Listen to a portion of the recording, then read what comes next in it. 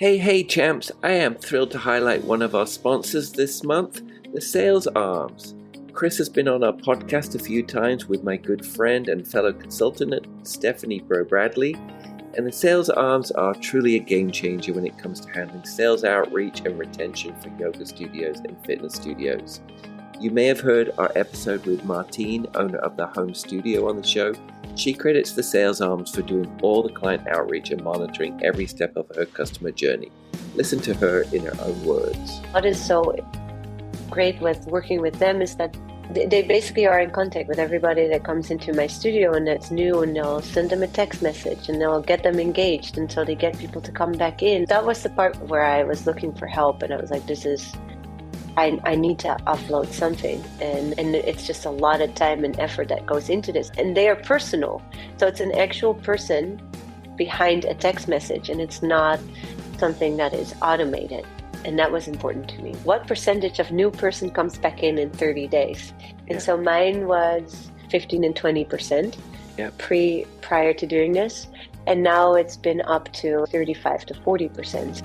With Chris and the Sales Arms team in Martine's corner, she was able to focus on what she does best, and that's running her studio.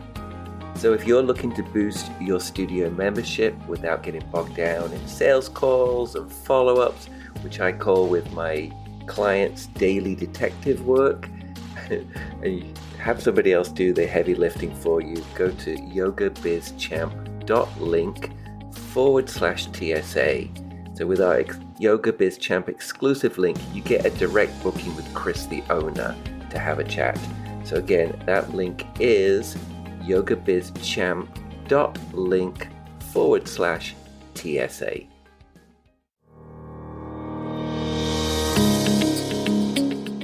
Hey champs, welcome back to the Yoga Biz Champ podcast with myself, Michael J., your go-to guide for getting out of overwhelm and into action. So today's episode is all about how I personally manage my workload and how I help my yoga studio owners create structure and sanity in their busy lives.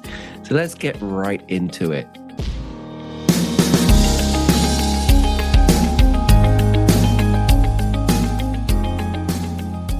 Honestly, I'm really talking to the community yoga studio owner here. I'm not talking about the franchise studio. I'm talking to you, the community studio owner that is wearing all the hats, which many studio owners are. You are the marketing person, you are the salesperson. And one of the reasons I wanted to talk about this is because one of my studios that I worked with several years ago, helping them get their studio in shape, she posted on Instagram that she was closing the studio. I was like, oh, well, I was quite surprised by that. And then I messaged her and said, if there's anything I can help you with. And she came back and she said, honestly, it came down to just really hard work trying to rein all the teachers in on the same page. She said the constant push on social media and having to be out there and the constant drive to pay the bills. And so she was just really exhausted from it all. And so that's not what I want for you, or what I can tell you. And if you've listened to some of the rocking studio owners on this podcast, is systems help. And I know that as a ADHD neurodivergent person that is not neurotypical, and my learning patterns are not that same way, that systems work for me. I have to have a place to put my keys when I walk in the door, as God knows where they will be. But systems work for me. So we're going to talk about a couple of things here. And it's how do we get you out of overwhelm and feeling in control and ahead of things, but also honoring your energy level. Let's be clear about that. We can get exhausted as teachers and studio owners. So for me, the first point of contact is organizing my life, has been for many, many years, and still is. And if I lost it, I do not know what I would do. But really, it's my calendar. And I use Apple Calendar because it's on my phone. It's on my iPad, it's on my laptop, it's on my main computer. I can access it via the cloud. So I use that, but a lot of people use Google. I really don't care what calendar you use, but I really do recommend you get used to having a good system in your calendar for seeing your week and having an overview of your week and what you're doing. And the first step that I do and have done for many years on that, and I actually revisit these sometimes and change them, but it's color coding my calendar. And I really put a lot of time into that so that it covers all the areas of my life. And I'll read it right off my calendar here for you if that might help. But okay, let's have a look. One of them is personal, and that's in purple. In red, I've got connecting. So that is when I'm connecting with new partners or anybody in the industry. In yellow is office work. So that's time when I work on the business. In green is clients. In another shade of purple is health. And another color is teaching. Another one is self-care, travel. I have one for my podcast, Yoga Biz Champ, this one. And then an important one, it's in gray, called book off, where I literally book off gaps in my schedule. And so what I encourage you to do, if you haven't already done that, is do that process. Just get it color coded, and then you put everything that you're already doing in your week, your personal things, your commitments. But I want you to also book in times of things that are good for you in there, right? We often just put in our calendars all these tasks, which are important. We'll get to that shortly. But we want to put in things in there like self-care. Right. I know, having been a yoga teacher for over 22 years, if I'm doing 5 classes in one day, I'm not going to be in the mood for doing a marketing campaign or social media or an email campaign for the business or whatever, right? So I'm going to refer to Danielle Barbeau. And this one stuck to me. So she's from the River Yoga, and she's an amazing human being. And one of the things that she said on the podcast that has stuck with me, that I think will resonate with yoga teachers, studio owners, is treat your week like the energy of a class, Monday through Friday, with Wednesday being your peak pose. Right. So, Monday and Tuesday is your warm up, your meditation and your warm up, or maybe Tuesday's your flow, Wednesday's your peak pose, Thursday's your slow flow, gentle, and Friday might be your yin/shavasana. Maybe taking half a Friday off. And we should give ourselves those perks of taking some time off. And color coding that and putting it in the calendar and booking that time. The other thing I do is I book in there my gym time. So I'll book in any classes, any things like that. And then if I've got doctor's appointments, I'll book in travel time in between using my book off so people can't get in my calendar. So finding a structure that works for.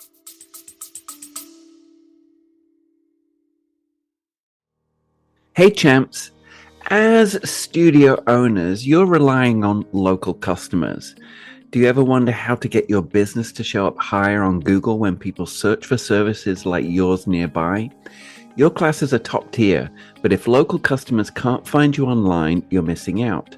Competing in this digital space is a common challenge for small studios. That's why SEO, or search engine optimization, is so important, and I'm really focusing on that in my business right now. My partner Offering Tree has created a powerful free resource just for you. This checklist is a straightforward, actionable guide designed to help your business rank a little bit higher on local search results. You'll learn simple steps to optimize your Google business profile, get more positive reviews, understand local keywords, and stand out in your community. Imagine more local customers walking through your doors or calling your phone because they found you first online. This free checklist gives you the roadmap to make this happen without needing to be an SEO expert. Ready to dominate the local search and bring more customers to your doorstep? Get your free local SEO checklist for small businesses today. Plus, all Yoga Biz Champ listeners get 50% off your first 3 months of Offering Tree, or 15% off an entire year. So check out the show notes to take advantage of this free resource and exclusive discount on Offering Tree.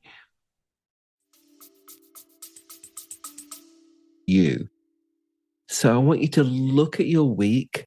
I want you to look at the energy of your week, right? And I want you to be honest about that so that then you can also book in time on your calendar where you can work on your business as well, right? So we have so many distractions in life. And I know that as a studio owner, you are answering emails, you're getting a beep from here, you're getting a call from this. So there's a lot of distractions. And so really just look at the energy of your week. And I want you to find some times in there where you can work on the business. And I like to block things because I can be distracted very easily.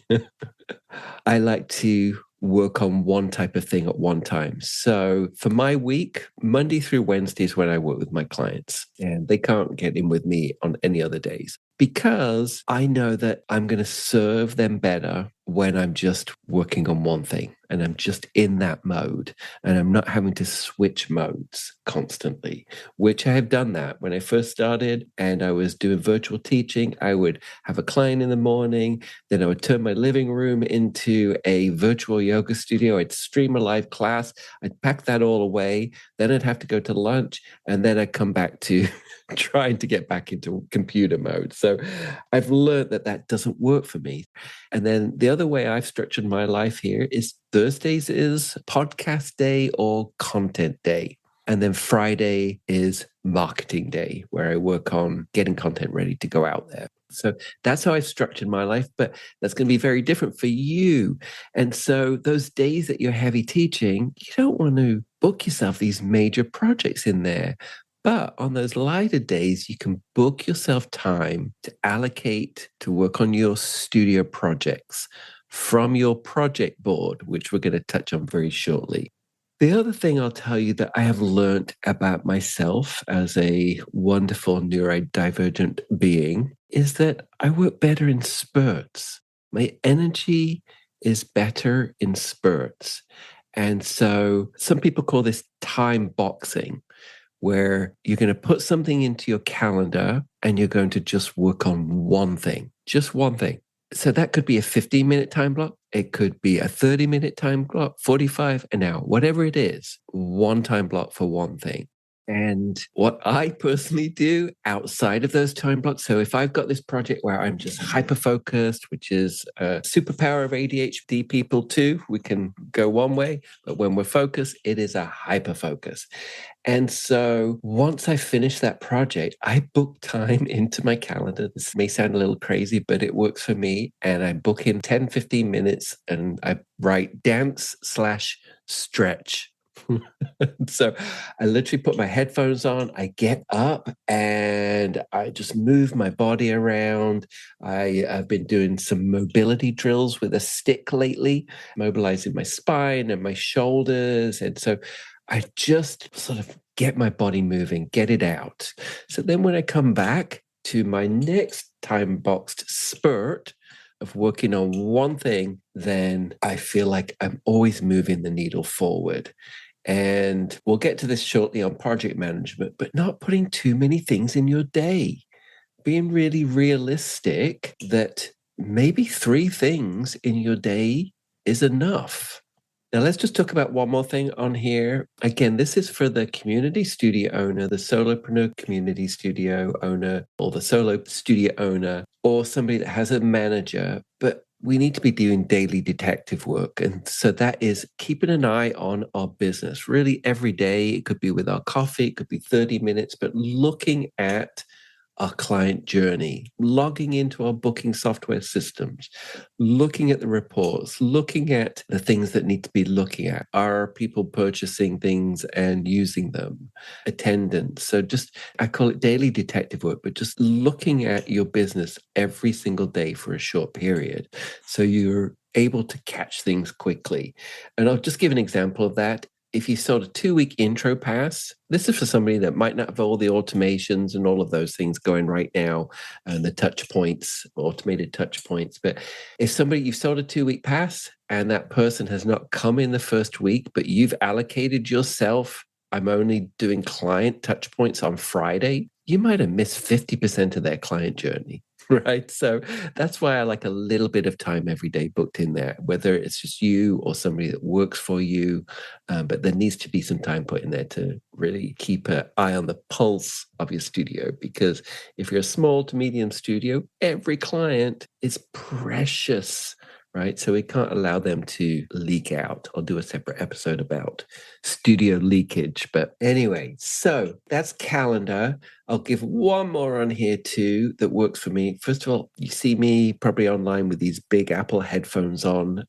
They cut all noise out, which for me is just great. So I just don't have any distractions. The other thing, probably have this on your phone if you don't have an Apple, but I'm a big fan of focus mode on my phone, because when I do focus mode, all beeping devices are shut off for me. So no distracting beeps, texts, emails, or anything coming in while I'm working on that spurt. Unless my job is to be doing that, right? So turn off distractions.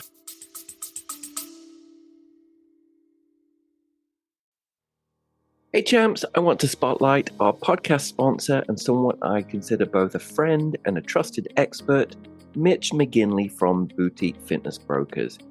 He's been on my podcast multiple times. He's a former yoga studio owner just like us. Mitch and his wife successfully sold their studio just like I did, and now he helps others do the same. So if you've heard my conversation with Jill Agonias on this podcast, she sold her studio for well over asking price thanks to Mitch's guidance. Whether you're thinking about selling your yoga studio for top dollar or you're looking to buy an existing studio, and let me tell you, that can be a great head start instead of building from scratch. Mitch is your go-to guy, seriously. He understands the ins and outs of the yoga industry, from valuation to finding the right buyer or seller. Plus, he's been right where you are, so he gets it. I'm always talking about building a profitable business that can be sold or carried on. My former studio is in its 22nd year now, and it's under its third owner, and I consider that a legacy. So if you want to explore your options for buying or selling, head over to yogabizchamp.link/BFB to book a no obligation chat with Mitch himself. And trust me, it's never too early to start planning for your yoga studio's future success. Again, that's yogabizchamp.link/BFB. If you can. All right. So now let's take that over to project management. So there's two things that I use with my clients, and that is calendar system and a good project management system. Now, when someone signs with my package in my CRM, that comes with the project management in their client portal. So that's somewhere where every time we meet each week, we assign tasks that need to get done. We put them into the project board. And then when I meet with them weekly, we meet the tasks. So shit is getting done. Things are getting moved forward. And so let's talk about that now, the project board. Now, I have that system built into my coaching package, but Trello, Trello, I've spoken about that on my last podcast with Rebecca Sebastian and some other podcast episodes as well. So Trello.com. Grab yourself a Trello board if you don't have any other. There are many other project management systems out there. Trello, you can get a free account, which gives you a certain amount of boards, and just start with one. And I'm going to give you the magic formula, how I work with my clients. Again, I've touched on this before, but I'm going to go in a little bit more detail today. And then also, this system came to me from my business coach. Now, I hired outside of my industry, and my business coach is a project manager for the tech industry, the startup tech industry. And she just taught me so much about moving the needle forward. And the first thing she told me was, and this is actually in front of me on my whiteboard, it says, if it's in your head, it's on your board. right? So we walk around with all this stuff going on, the things I've got to get done, I've got to remember to do this, what have you. Let go of that. We're going to throw it on your project board so you can get that out of your head. And I'm going to give you the structure that she gave me to setting up your board. So if you haven't done this before, grab a pen and I'll give you the names of the columns to set up from left to right.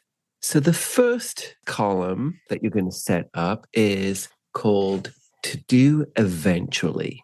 So this is, if it's in your head, this is where you're going to throw it in there. We don't want to stop being inspired and having ideas, but it's just a really great place just to throw everything into.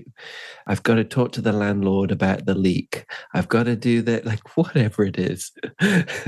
Whatever it is, throw it into your to do eventually column. Right? That's the first column. You could throw everything in there. That's the idea dump.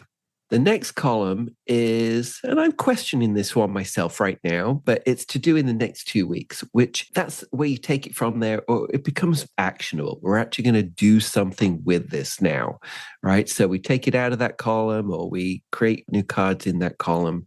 And that is to do in the next 2 weeks. So that becomes actionable. It's actually going to get done. Then the next column, the third column over, is to do this week. So this is an important one because we've set up our beautiful calendar, our color-coded system with the reality of our life in it. And then to do this week, that is literally what we're going to do this week, right? And so I love this column because if we're going to look at our energy of the week that we've already gone over, this is where we look at our calendar and we put those to do this week into our calendar. So whether it's in a spurt or a time block. So again, that might be, I have a free gap on Wednesdays where I've got lots of energy for 2 hours where I'm just going to work on a week's worth of marketing content, posters, Canva stuff, updating website, all those outgoing marketing things, right? And then you can look at your Trello board that says to do this week and find all the things that correspond with marketing, and then you can put them into your calendar, right? So we're literally taking to do this week and applying it into our calendar, giving ourselves time boxing or color blocks to get that stuff done. And I'm going to encourage you one thing at one time. I'll go further with that. My coach also taught me that we might put something down in the project board as a task that says something like update website for retreat, right? That's a big chunk of stuff, really. Sounds like it's one thing. It's really not. It's broken up of many little things. So it could be research images or get images from last year's retreat, right? Create a landing page for a retreat. Get the text for the retreat. Put the retreat information into the booking system. Create a booking button on the page. So I'm at 5 things there for something we just said was one thing, right? So just being really clear that sometimes when we say a task, it's actually a project, right? So see if you can break those things down. And the nice thing about Trello and some of these project boards, you can put it down as one thing, like get retreat page done. And then in the card, you can break down like a checklist of all the tasks that have to be broken down to get that done. That may be a way to do it too. All right, so we've got, let's go over our columns again. To do eventually, to do in the next 2 weeks, to do this week. The next one, the 4th column, is to do today, right? And I actually have an automation in my to do today that at the end of every day, if it didn't get done, there's an automation that just throws it back to do this week. So every morning I have to get up, come to my Trello board and be realistic and drag those things over into to do today. And then I look at my day. Has my day shifted? Has my energy shifted? Have things come up? Right. And so hopefully you can get those to do today then blocked in there and get that stuff done. So again, we're keeping that needle moving forward. And then the final column, the most satisfying one, is a column called done. That's your digital checkbox, your digital scratching it off the list. And speaking of digital, I will tell you that I actually don't have a pen or paper on my desk anymore. I found this has been a lifetime of a problem for me, but I found that I constantly had a big stack of papers on my desk, of notes from everywhere, or a notebook with pages and pages of things that I had to flip back and forth to. Great if that works for you, but it just caused me anxiety. That pile on my desk just never felt like I was getting anything done because it was always there. So I no pen, no paper. If it's in my head, it's on my board, and that's what I live by now. And I can't tell you the freedom that that has given me, and also seeing things not stagnant and seeing things move forward. It's such a nice feeling. And when I meet with my clients every week to the tasks, it's like, they feel the same way. They're coming every week to like, hey, we've got this stuff done. And they've got an accountability coach too. So that helps as well. When you're meeting someone every week, that really does help get things done, because there's no excuses when somebody's coming to you every week saying, hey, how'd we do on that stuff last week? And by the way, not everything gets done every week, and we don't blame ourselves. And, that we just refocus, readjust when that does happen. Life does happen. So I'm hoping that that helps you a little bit. My friends, again, this is for the people that I feel and that I meet every single day, that I really feel, I feel for you. And I've been in your shoes too. And I know all of the things coming at you, but the things still need to get done, right? That's the problem here, is that no matter what life throws at us, the studio still has to pay the rent, still has to pay the teachers. We have to do the promotions. Like, those things have to get done, right? We always need those new leads coming in. Always reduce the churn of a yoga studio. We've always got to be doing stuff, right? So if you are the person doing it all, I hope that a little bit of structure can come into your life. And I don't think structure is restrictive. I think it's freeing. So if you're overwhelmed and ready for clarity, you can even book a call with me at yogabizchamp.link/podlink. And I'd be happy to get you set up for success. But until next time, stay focused, stay structured, and keep rocking that yoga studio. Talk to you soon.